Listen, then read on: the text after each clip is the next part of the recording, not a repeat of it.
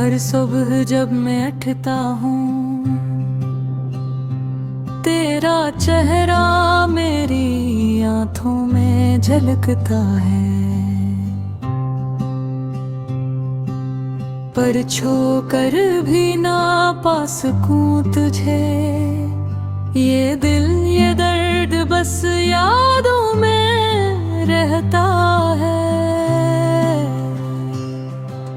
शहर के शोर में तन्हा चलता हूँ, हर कदम पर तेरी कमी महसूस होती है। हमने जो वादे किए थे कभी, आज वो सब बस हवा की तरह उड़ते हैं।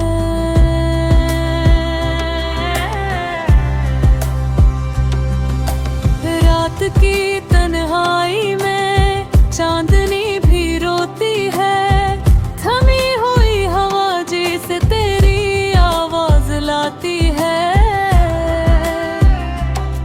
मैं बातें करता हूँ लम्हों से, जब हम हंसते, जब हम करीब थे। मेरे हाथों में तेरा हाथ नहीं, पर दिल में तेरी खुशबू बसी हुई है। मैं हर तरफ तलाश करता हूँ तुझे, पर हर चेहरा बस अजनबी लगता है।